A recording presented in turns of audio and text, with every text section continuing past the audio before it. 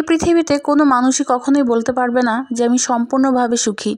তার মধ্যে কিছু না কিছু কমতি থাকবেই। হয়তোবা সারাদিন ওই মানুষটার মুখে হাসি লেগে থাকে, তাকে দেখে বোঝাই যায় না যে সে আসলেই সুখী নাকি অসুখী। দিন শেষে তার মধ্যে একটা চাপা কষ্ট থাকে, যেটা সে কখনোই কারোর সাথে বলতে পারে না, শেয়ার করতে পারে না। কিন্তু ওই কষ্টগুলো তাকে কুরে কুরে খায়, সারাটা জীবন খায়। একটা সুখের অভাব তার মধ্যে সারাক্ষণ বয়ে থাকে, যে কিনা ওই সামান্য সুখটাকে পেলে তার জীবনটা আসলে ধন্য হয়ে যেত। এখানে আমি টাকা পয়সা বা অর্থ সম্পদকে বোঝাচ্ছি না।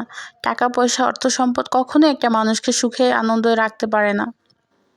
ছোট ছোট এমন কিছু আনন্দ থাকে, যেগুলো একটা মানুষের যদি থাকে তাহলে হয়তো বা তার জীবনটা একদম পরিপূর্ণ হয়ে যেত ওই একটুখানি সুখের জন্য। মহান আল্লাহ তাআলা হয়তোবা আমাদের প্রত্যেকটা মানুষের জীবনে কিছু না কিছু কমতি রেখে দেয় এই জন্যই যে হয়তোবা এর মধ্যে কোনো ভালো নিহিত আছে আমাদের জন্য। তেমনি প্রতিটা মানুষের মতো আমিও একজন মানুষ, আর আমার মধ্যে কিছু অবশ্যই কষ্ট আছে, কিন্তু সেই কষ্টগুলো আপনাদের সাথে আমি এখনই শেয়ার করতে পারছি না। তবে সময় হলে অবশ্যই একদিন শেয়ার করবো ইনশাআল্লাহ। তো যাই হোক, হ্যালো এভরিওয়ান, আসসালামু আলাইকুম। কী অবস্থা সবার? সবাই কেমন আছেন?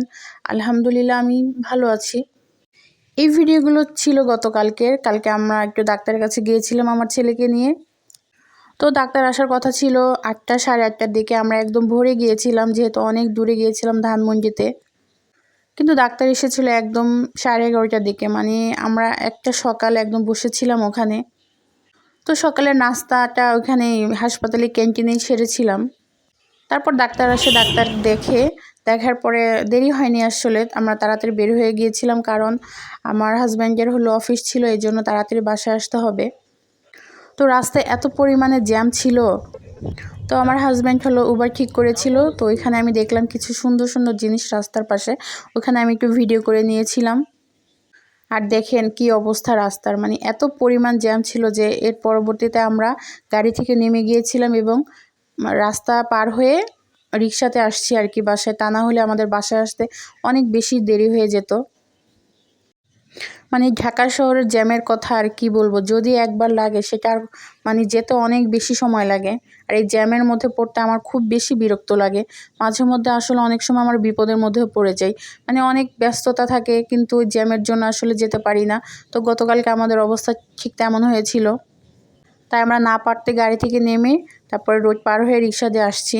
এই যে আমার ছেলে একদম ক্লান্ত হয়ে গিয়েছিল, কারণ আমরা সেই ভোরে গিয়েছিলাম, আর আমারও প্রচণ্ড মাথা ব্যথা হয়ে গিয়েছিল। তারপর বাসায় এসে আসলে আগে রান্না করা যা ছিল ওগুলো খেয়েছিলাম এবং ঘুমিয়ে গিয়েছিলাম আমরা। তারপরে রাতে উঠে চিন্তা করছিলাম কি রান্না করব, তো তাড়াহুড়ো করে খিচুড়ি রান্না করেছিলাম, ডিম ভেজে নিয়েছিলাম আর কি। আর আগের মুরগি রান্না করা ছিল, ওটা দিয়ে খেয়ে নিলাম। তো সবাই ভালো থাকবেন, দোয়া করবেন আমার পরিবারের জন্য। আল্লাহ হাফেজ।